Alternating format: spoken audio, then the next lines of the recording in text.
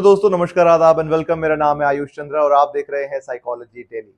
आपका स्वागत करता हूं। जितने भी नए व्यूअर्स हैं, इस चैनल के ऊपर हम anxiety, OCD, overthinking related topics पे बातें करते हैं और बहुत सारी साइंटिफिक इंफॉर्मेशन आप तक पहुंचाते हैं। तो आज के इस वीडियो में मैं आपसे बात करने वाला हूं about a question that I have received from one of our viewers and it is a very common question that I keep having in a recurrence and that is how to control और how to deal with unwanted negative loop based thoughts. कि जब कोई thoughts आपको बार बार आते हैं, negative thinking create करते हैं, तो आखिर आपको उससे डील करने में कौन सी तरीके काम आएंगे, कौन से टिप्स हैं, कौन सी टेक्निक्स हैं। तो उसी बारे में आज मैं आपको यहाँ पर एक लेक्चर के रूप में समझाने जा रहा हूं कि कैसे नेगेटिव थॉट्स आपके जीवन में प्रवेश करते हैं और कैसे आप उनसे फाइनली डील कर सकते हैं। तो आइए यहाँ पर इस बोर्ड के माध्यम से समझते हैं कि अनवांटेड थॉट्स के साथ आखिर हमारे जीवन में प्रॉब्लम्स होती क्या है और कैसे ये हमारे लाइफ का एक हैबिट का पार्ट बन जाते हैं।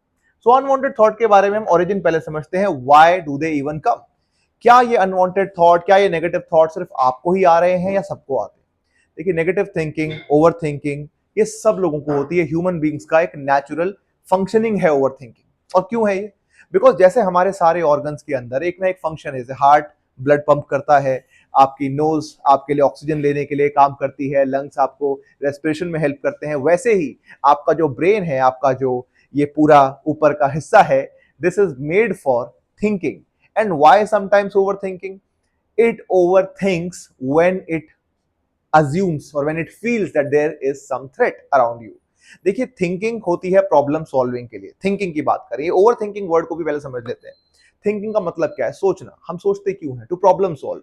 हमारे जीवन में ब्रेन का एक ही काम है कि कोई भी समस्या सामने आए उसको सॉल्व करना, उस प्रॉब्लम को सॉल्व करना। अब जब रियल लाइफ प्रॉब्लम्स की बात आती है, जो डे टू डे लाइफ की प्रॉब्लम्स होती हैं, जैसे कि मान लीजिए घर में बल्ब का खराब हो जाना, या फिर आपके शूज फट गए, आपके कपड़े फट गए, ये सब नॉर्मल प्रॉब्लम्स हैं।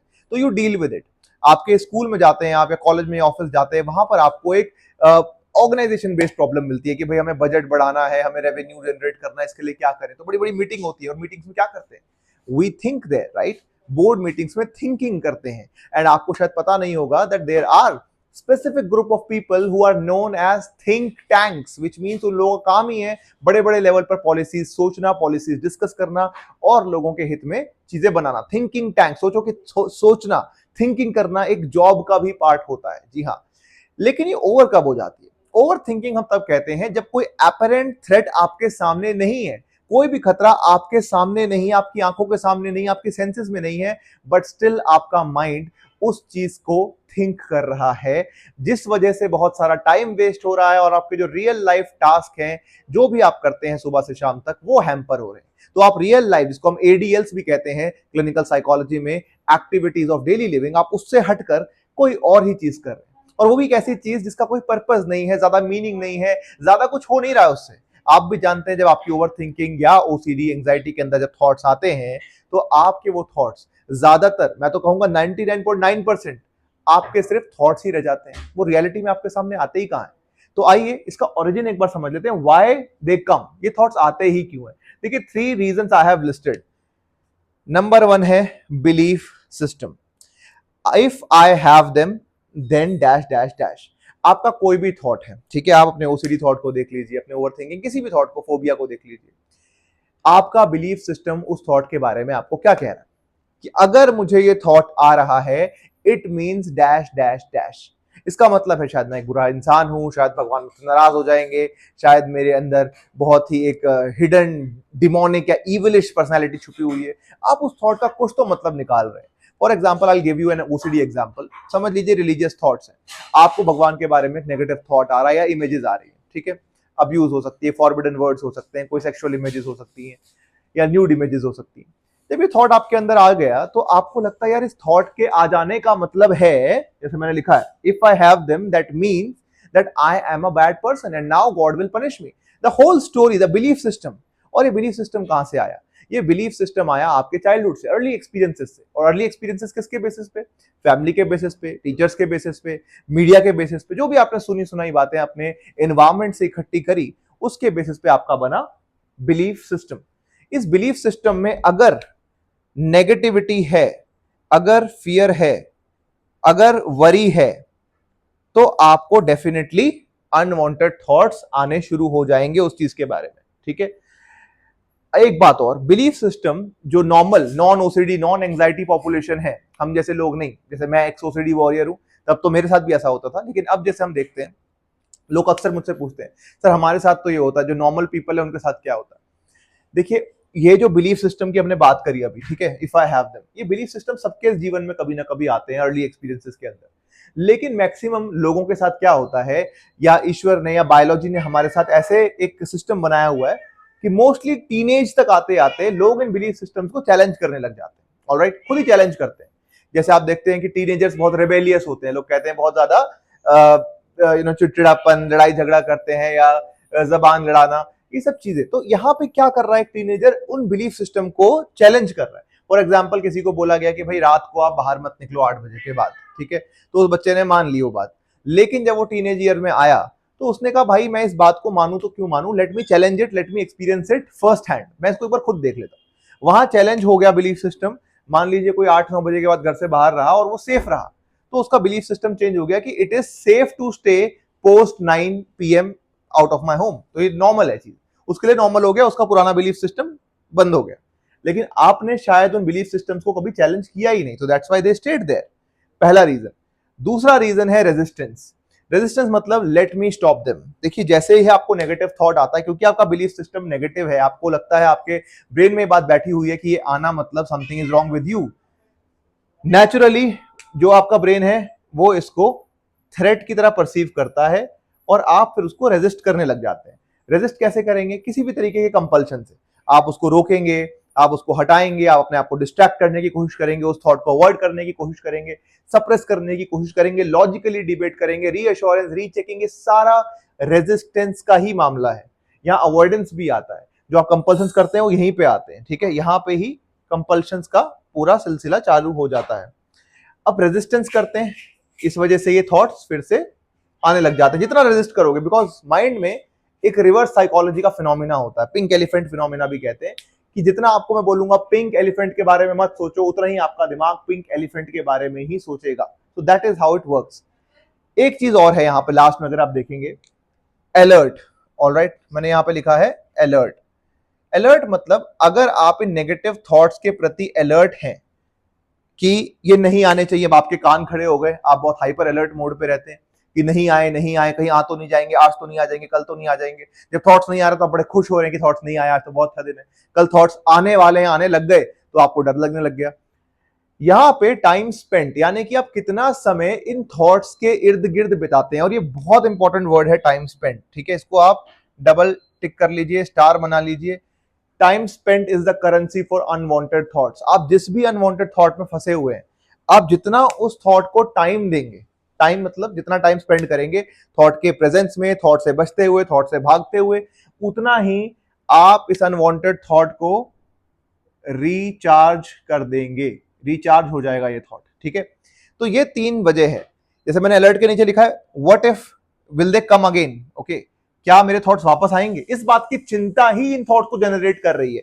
ये तीनों चीज अगर देखा जाए तो ये बैटरी है, this is the battery for the unwanted thoughts. Alright, now in तीनों चीजों को हमें क्रॉस करना है, और ये तीनों चीजों के साथ हो क्या रहा है आपने, और ये क्यों आ रहे हैं आपको, आइडेंटिटी फ्यूजन। आपने अपने जीवन का एक अहम हिस्सा मान लिया है इन थॉट्स से लड़ना, इन थॉट्स के इर्द गिर्द घूमना, इसी के आसपास में लाइफ को चलाते रहना। आइडेंटिटी फ्यूजन मतलब आपकी आपकी पर्सनैलिटी आपके जीवन का एक पार्ट बन गया है कि मेरा जीवन का मकसद क्या है, 24 आवर का, थॉट से बचना, थॉट से भागना, थॉट को सॉल्व करना। आइडेंटिटी फ्यूजन हो गया आपके साथ। नहीं तो ये थॉट्स आते और चले जाते हैं। जैसे किसी भी इंसान को, आप किसी भी रैंडम पर्सन को पिक कर लीजिए अपनी लाइफ में से और पूछिए क्या आपको नेगेटिव थॉट्स आते हैं, क्या आपको कभी ऐसे थॉट्स आए जो आपको नहीं चाहिए, क्या आपको टेंशन हुई है, ओवर थिंकिंग हुई है? मैं कहता हूं एक इंसान नहीं ढूंढ पाओगे आप जो कहेगा कि मुझे ओवर थिंकिंग नहीं होती है।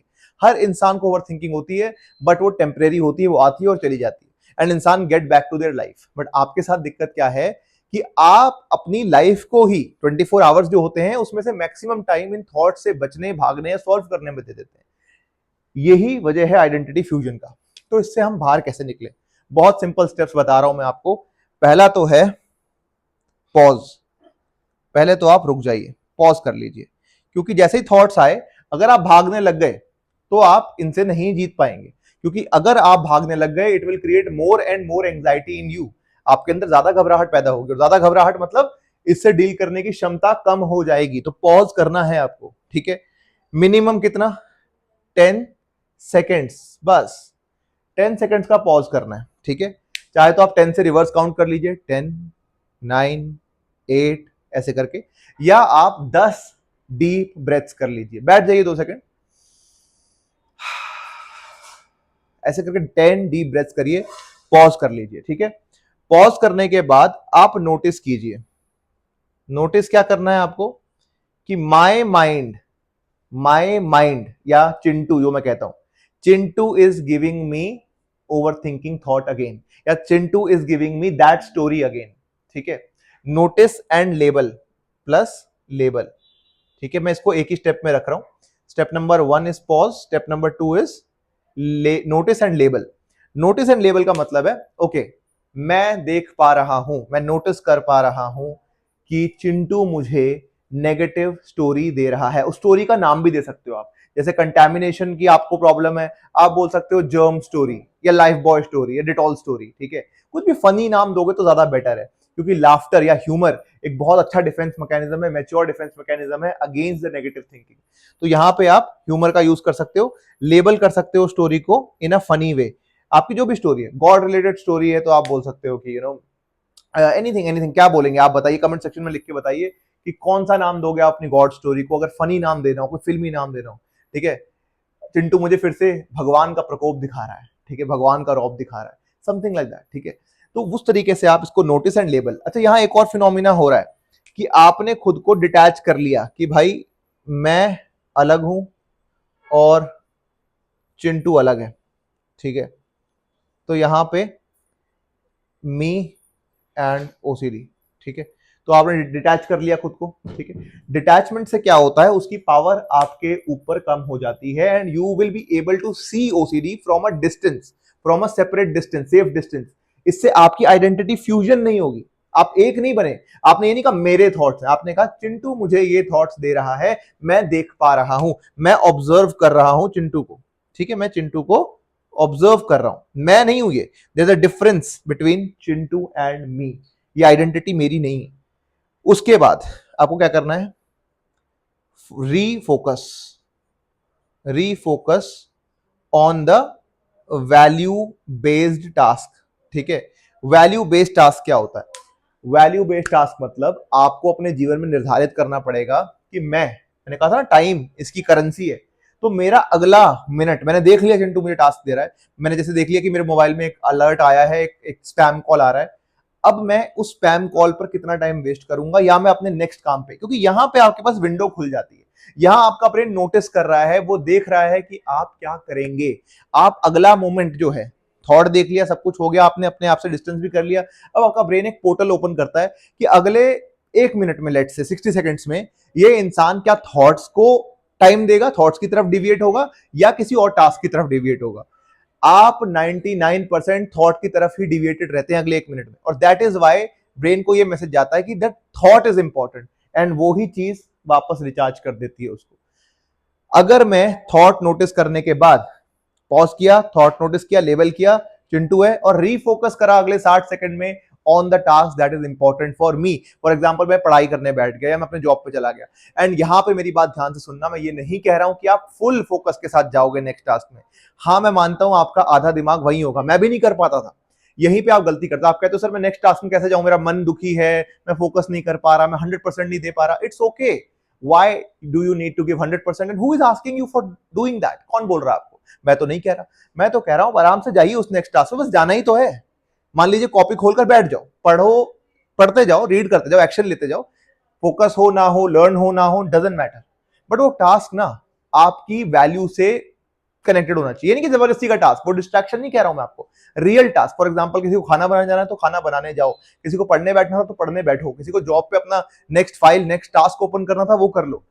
Do that task so that you are giving the mind message that this thought versus task mein task is important, and that is how your mind is going to make this thought unimportant for you, unimportant for you, and ये धीरे धीरे जो graph है ये down चला जाएगा, and these thoughts will lose their battery. I hope that इस method से, इस पूरे लेक्चर से आप समझे होंगे कि अनवांटेड थॉट क्यों आते हैं और उनको हटाना कैसे। इस वीडियो को दोबारा भी देख लेना, क्योंकि this is how the psychology works.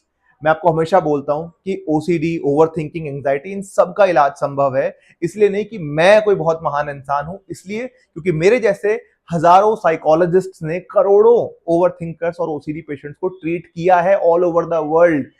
आज से नहीं, पिछले 186 सालों से भी ऊपर हो चुके हैं। ठीक है, 186 ईयर्स ऑलमोस्ट से ऊपर हो चुका है कि ओसीडी एक नोन डिसऑर्डर है। 5% ऑफ द वर्ल्ड पॉपुलेशन को होती है ये प्रॉब्लम। तो क्या आपको लगता है आज तक लोग बाहर नहीं आए होंगे इससे? हल्का सा, हमेशा बोलता हूँ, कोविड आया 6 महीने में इंजेक्शन बन गया, सब कुछ हो गया। ये इतनी पुरानी प्रॉब्लम है यार, इसका इलाज है, but step by step protocols है। वो आप ऐसे टेक्निक एक आध दो टिप से नहीं होगा। मैं आगे आने वाली वीडियोस में हिप्नोथेरेपी की भी बात करने वाला हूँ, सीबीटी भी समझाने वाला हूँ आपको, एक्ट थेरेपी, ड्रिल थेरेपी, सबकी बात होगी कि कैसे ये वर्क करती हैं और कैसे आपके जीवन में इससे सुधार आ सकता है।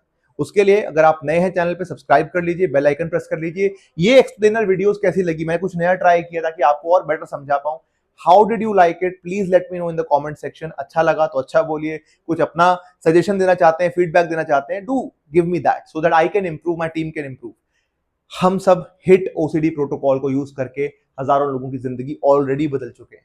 आप भी बदल सकते हैं, बस थोड़ी सी हिम्मत दिखाओ। जो वीडियोस देता हूं उसको सुनो, लिखो, नोट्स बनाओ और आगे बढ़ते जाओ। मिलता हूं अगली बार। ध्यान रखना, take care and keep beating your OCD and over thinking like a pro.